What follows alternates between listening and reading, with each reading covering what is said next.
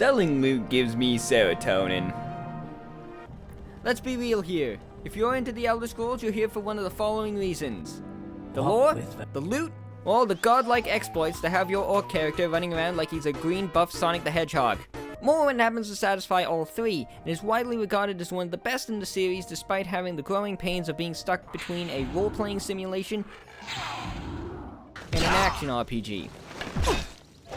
And then it became shout and slash until it's done.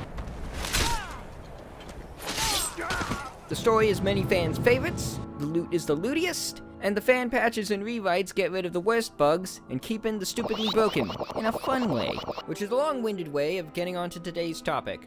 Personality plus speechcraft plus NPC disposition equals a hilariously broken bartering system. Being able to steal things thanks to jank is also hilarious.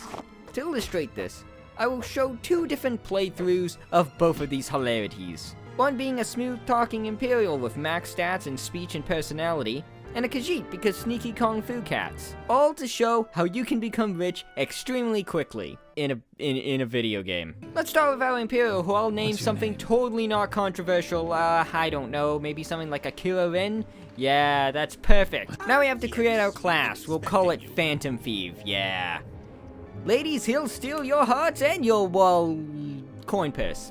For this class, we'll need to have a stealth specification that favors personality and major skills in speechcraft and mercantile. We're also going to add alchemy and enchant to our minor skills, because if you know anything about Elder Scrolls 3, then you know that this is stupidly overpowered for making money. More on this later.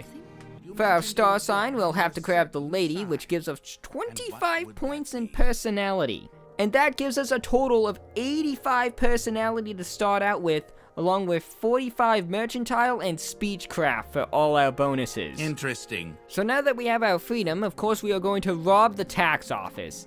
Yes, this is the tax office. Your tax dollars and publicly funded crab meat are now mine.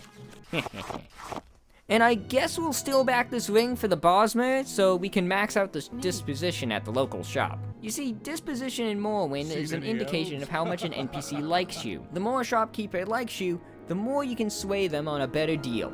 For you!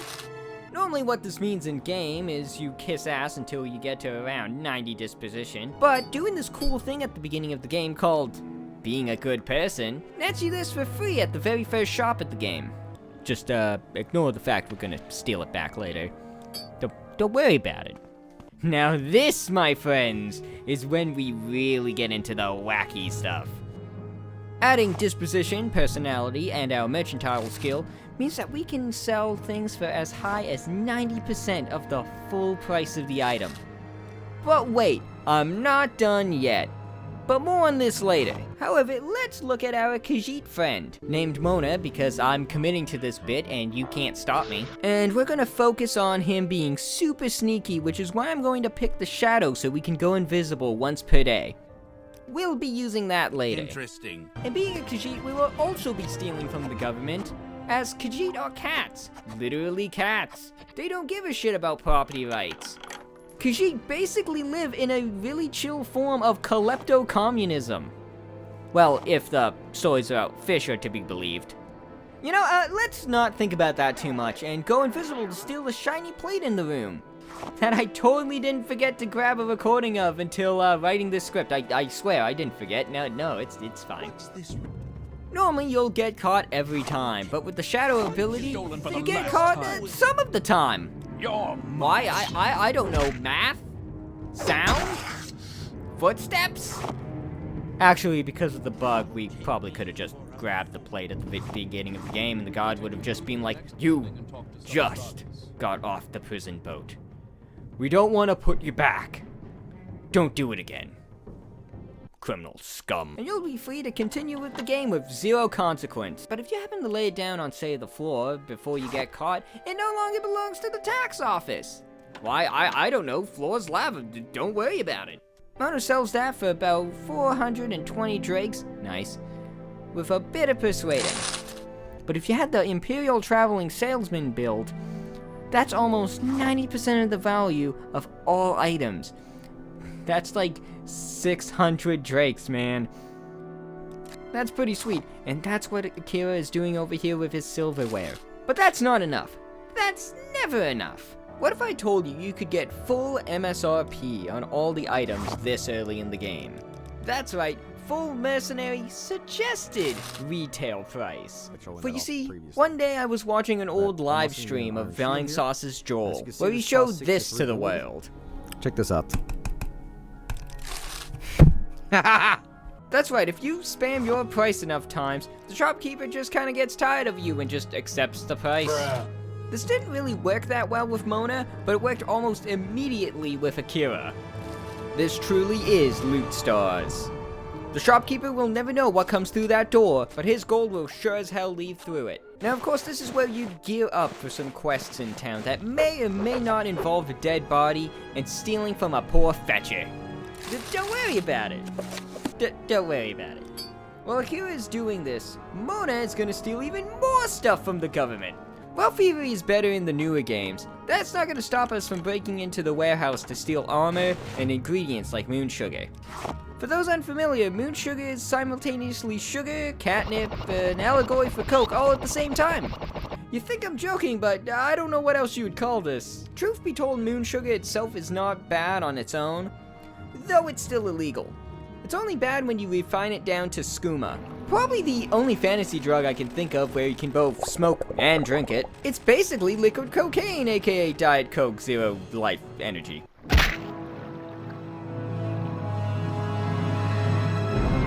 Now, you can't just sell this stuff to anybody.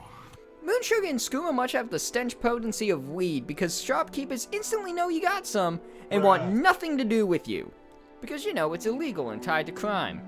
But this is the Elder Scrolls. We're a dubious player character at best. Grab him!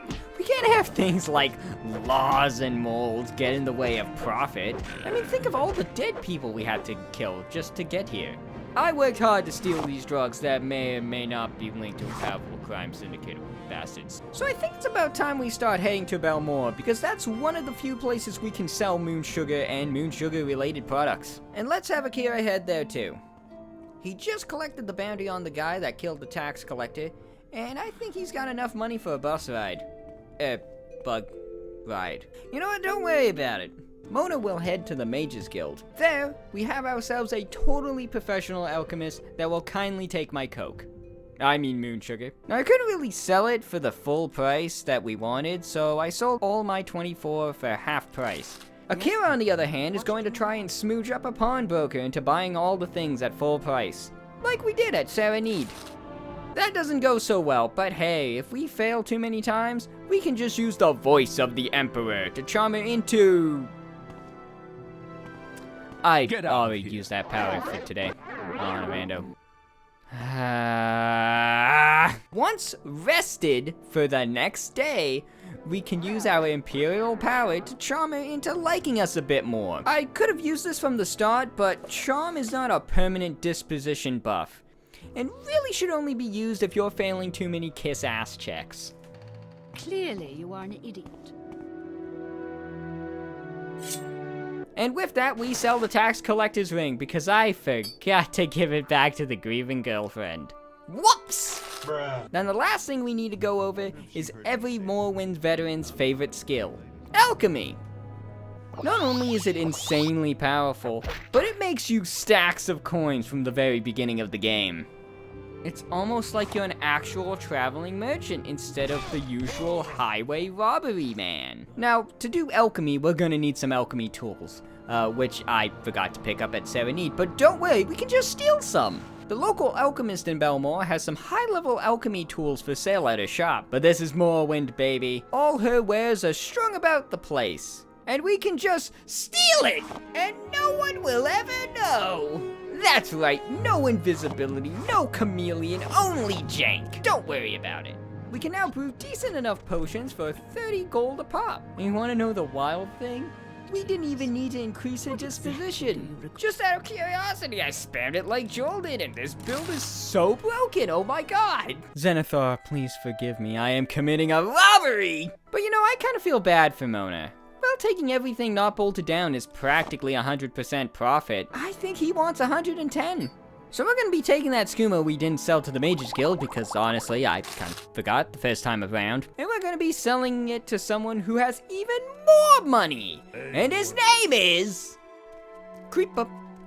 Aw, man. He's creeping. This random-ass Daedra in this random-ass manor of orcs will gladly take your liquid crystal coke. For full price, even. You see, the creeper has 0 disposition and no mercantile skill, so he's not gonna undercut you. Now I know what you're thinking. Doesn't this make the Rick Harrison build completely useless since you can just go to Creeper or the Mudcrab Merchant for maximum MSRP? And to that I say, you right. But it's funny though. It's funny. Bruh.